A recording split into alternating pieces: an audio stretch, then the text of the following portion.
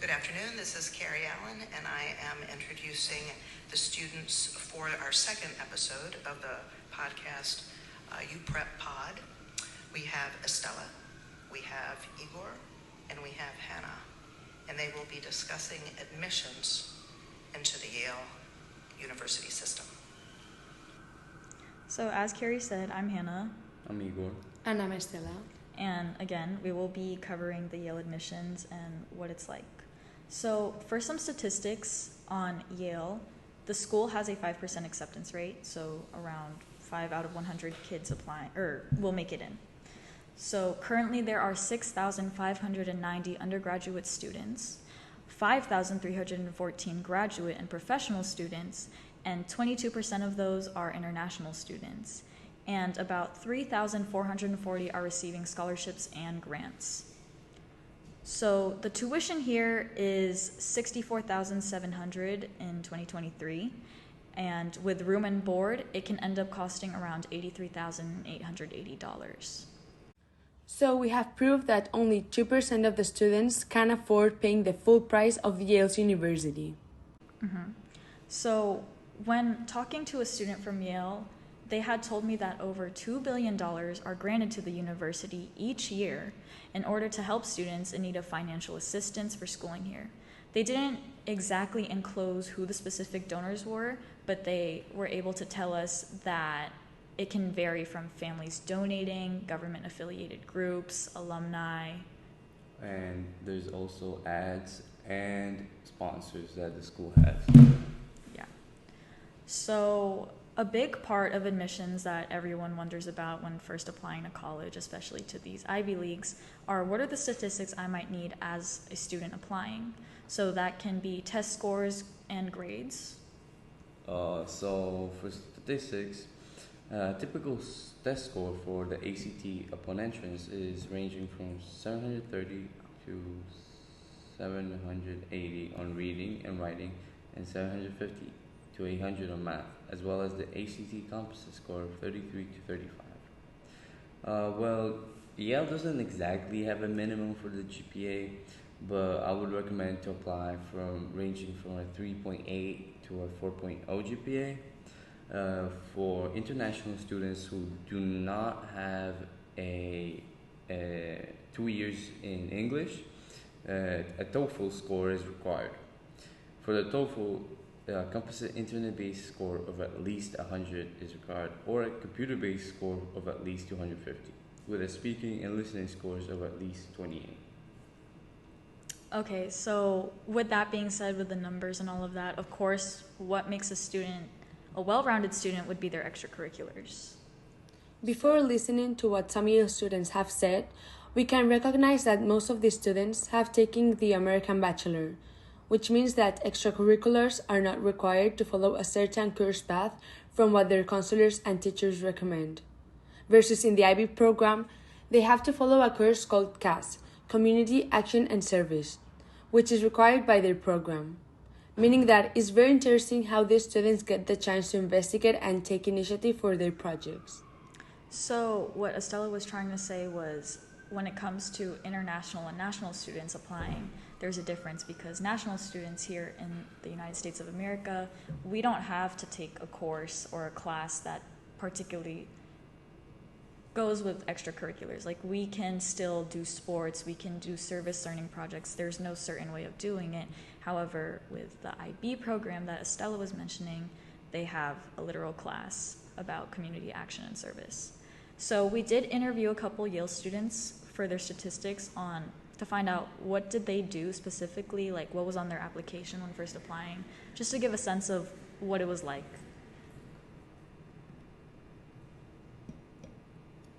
Okay, so one of my questions is, what did your statistics as a student when first applying to Yale look like? Like, I'm talking like GPA, SAT scores, if you, extracurriculars, all of that. So my high school didn't use the 4.0 GPA scale, but converting, it was about a 3.9. I had a 1550 on the SAT. I had 2 800 subject tests and 1 750 or 760, I can't quite remember. And what did I do club-wise? Oh, I was the president of 1 or 2 clubs at my high school, and I did a lot of fundraising for my, I'm from Connecticut, I did a lot of fundraising for the Connecticut Food Bank. So my GPA was 396. I think I also had a 1550 SAT. That could be wrong. I'm losing. I don't remember my subject test scores anymore. I had from my, I think 10 AP exams that I took, I had 9 5s. There were more that I didn't take senior year because it was COVID. I think I had 14 or 15 APs in total that I took on my transcript. In terms of extracurriculars, I played sports. I played lacrosse through high school. Not a varsity athlete, but I played. I was a tutor. I taught at my middle school. I was in the teaching academy at my high school. I did some other things, but I'm forgetting most of them at this point, to be honest, yeah. Okay, so to take into account, also another thing I wanted to mention was the universities that you're applying to also take into consideration of what your school system is like. So not every school provides AP or IB or honors classes. It's what you look like and how you diversify yourself within your pool. So, after listening to what some Yale students have mentioned, extracurriculars are very important since they provide us a unique experience full of knowledge.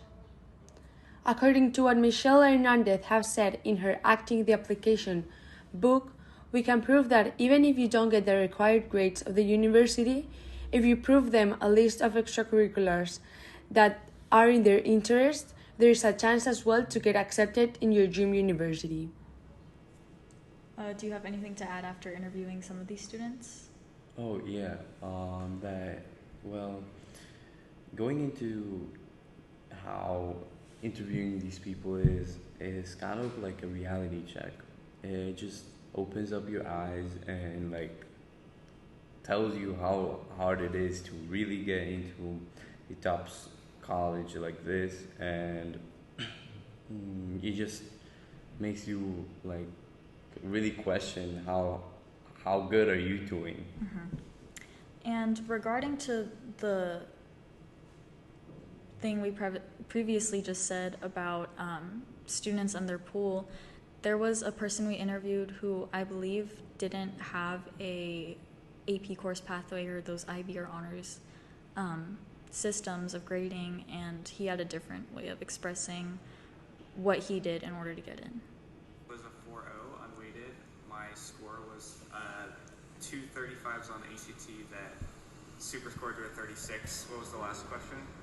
Your extracurriculars. Community service president, did some stuff with that.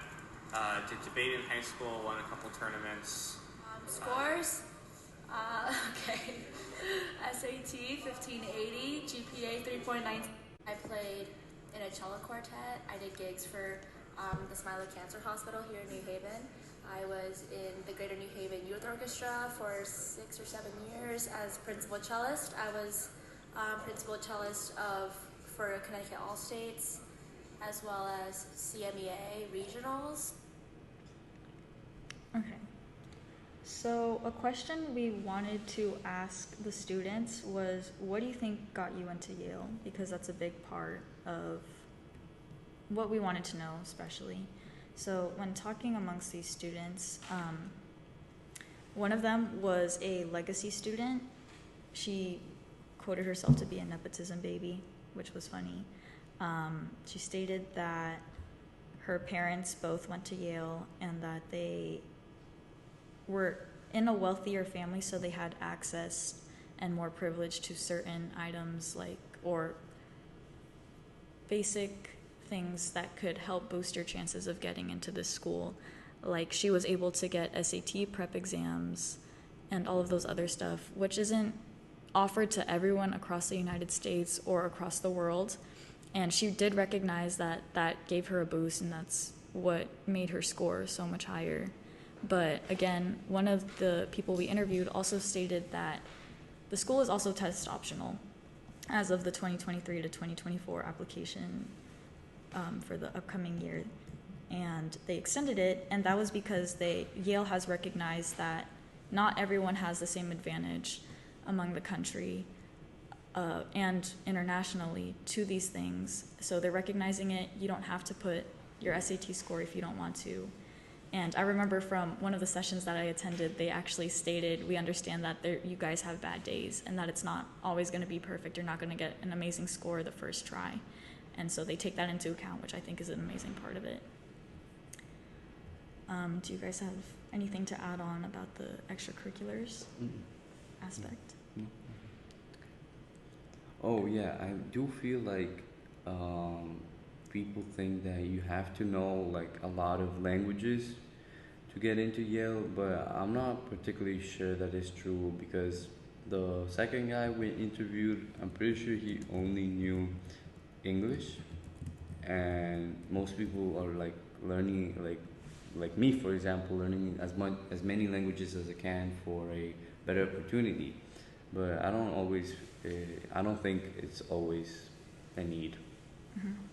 And going back to the legacy student ideal, Igor actually had something to say on it about other universities. Oh yeah, I did. So Harvard, I'm pretty sure, only accepts students with a history with their college. For example, if parents study there, or donations, like past donations, and that is also a big boost to a higher chance of getting in.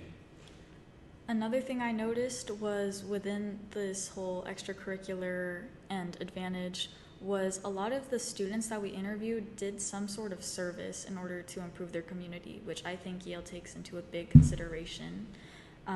One student mentioned that in middle school, she actually wasn't happy with the sex education that her school was teaching. So in order to improve it, it was a 6-year project up until high school that she was working on to improve better education on consent within her school, which I think is a huge part, and I think Yale recognized that. And she said that's what she thinks got her into Yale, because she wrote about it and how it inspired her.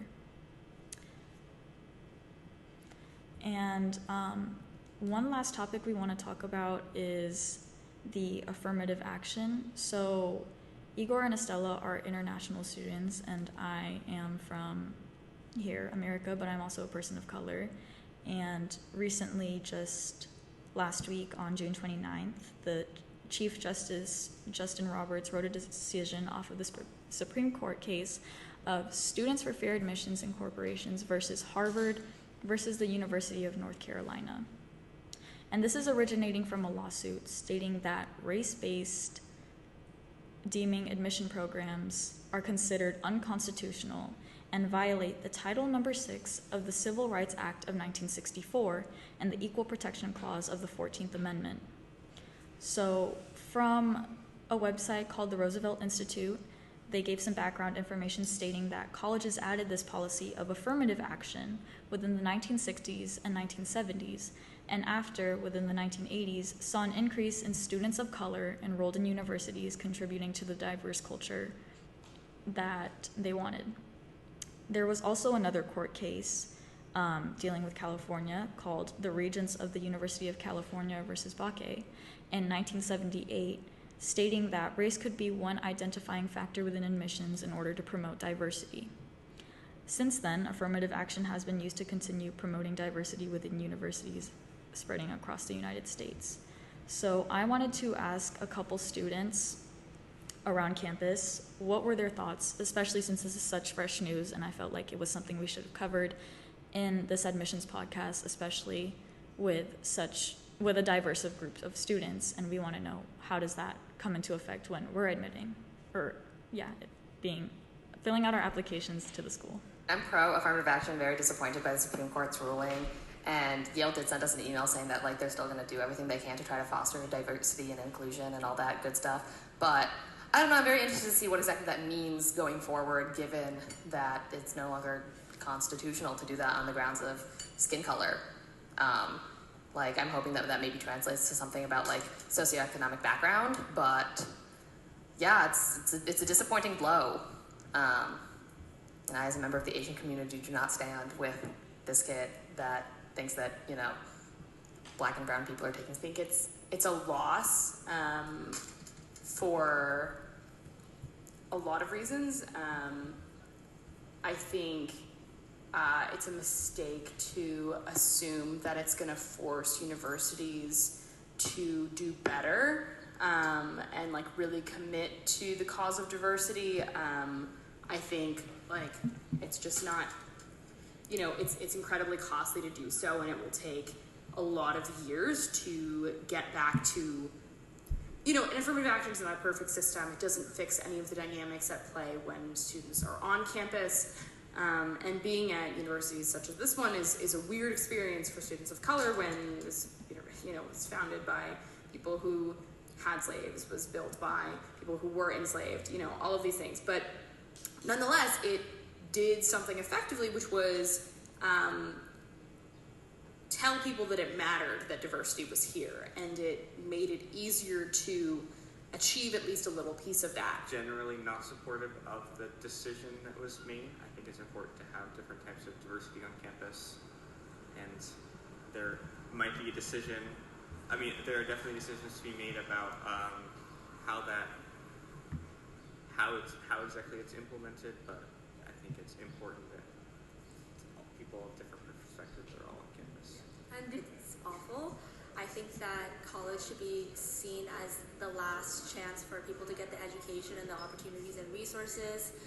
The one thing I really like about Yale is that it's very non-cutthroat. It's not a cutthroat culture, so none of our clubs or organizations are, you know, like competitive or like you have to like apply or interview for them. And like the fact that, you know, like even here as a Yale kid, we are able to join anything we want to and have that last chance to kind of like do something we've never done before.